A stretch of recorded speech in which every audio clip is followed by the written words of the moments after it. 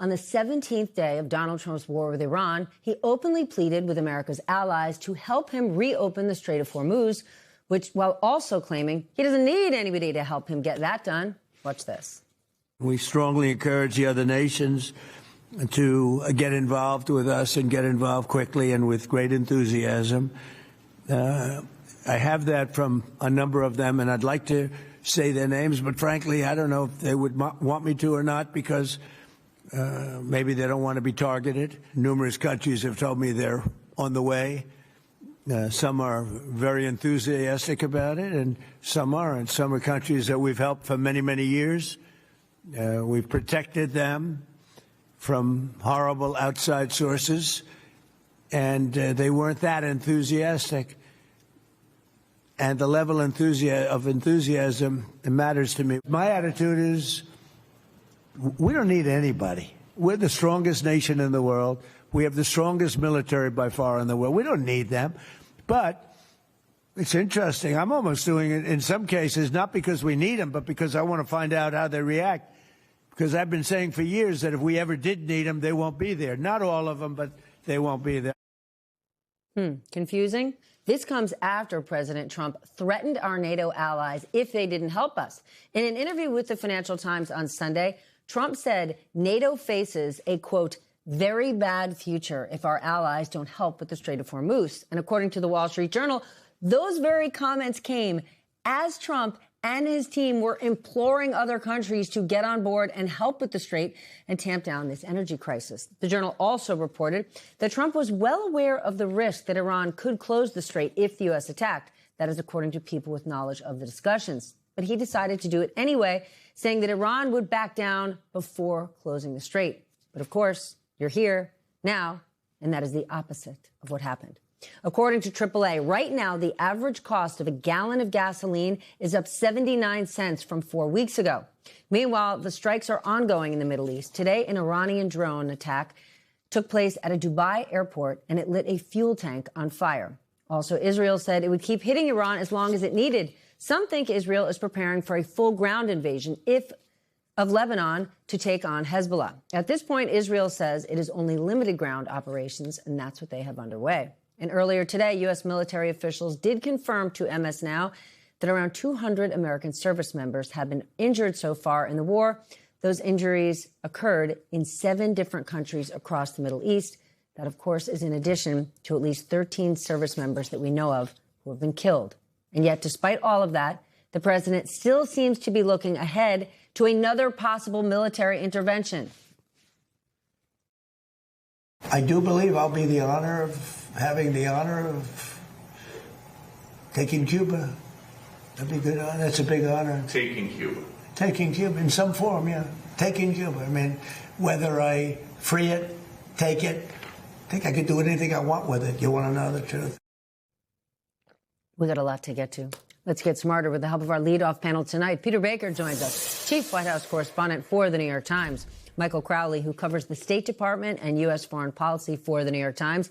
And Susan Glasser, staff writer for The New Yorker. So let's hope Susan and Peter's Wi-Fi doesn't go down, because if it does, man, Michael has a lot of work to do. Peter, let's start with you. What can you tell us about the president's push to now get other countries to help with the Strait of Hormuz? I laid it there. He's saying, don't need them, America only, we're the best, America first. And at the same time, you better help us or else. Yeah, there's an old rule in diplomacy. If you want somebody to be there with you on the landing, you might be interested in getting them there on the takeoff, right? And he did not consult with the allies before this war. So their attitude is, why should we be part of a war that you started? This is the mess that you created in the Strait of Hormuz. You should have to clean it up. Why should we have to jump in there?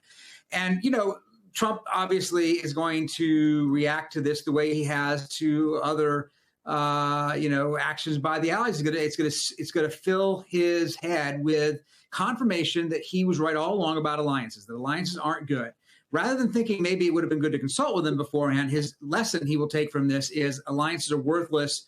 Get rid of them. In fact, he's come close to getting rid of NATO at times, and has made clear he has very little concern for the views of the allies. And yet, of course, when he needs them, even if he says he doesn't need them, then suddenly he does care about them. Michael, the president said, you saw that video, that several countries are on their way to help in the Strait. We know that there are some who have said no. Is there any evidence that there are any countries who have actually signed on and they're doing what he's saying? No, I'm not aware. Peter and Susan can correct me if I've missed it, but I'm not aware of any country that is actually on the way. And, you know, that's not surprising, I think, substantially, because, you know, as Peter put it, there's the question of whether you get people on the takeoff for your military operation if you want them on the landing. In other words, do you consult your allies? Do you build a coalition? Which, by the way, even George W. Bush, when he invaded Iraq in 2003, which, as we know, was globally a very unpopular war, was able to line up several countries to be with the United States when we went into Iraq. Never mind the huge coalition that his father assembled for the Gulf War more than a decade earlier. Donald Trump did not do any of that, but beyond that, he has antagonized numerous crucial American allies over and over again. And, you know, most recently, you know, we careen from crisis to crisis in Washington, but it wasn't that long ago that we were day by day, hour by hour, following the president's remarks to see whether he was ready to start a conflict with a key NATO ally over Greenland. And, you know, that one was diffused. But my point is that not only was there not consultation and collaboration with allies going into this operation, which might have made them more likely to help President Trump out when he's asking for it, he's actually really alienated U.S. allies, especially in Europe, time and time again. So it's just not that surprising, although the last thing I would say is that at some point, there is a question of economic self-interest for countries around the globe. So they may be bitter and resentful toward President Trump, but I could see them you know, grudgingly changing their minds if they conclude that this, you know, saving the global economy basically is going to require that they do come and help the U.S. That's an excellent point. Susan, it was not that long ago, what, 6 weeks? The president was actively pushing to take Greenland. That led to Danish troops being sent there protectively. Along with that, the president has been going after these allies, criticizing them relentlessly.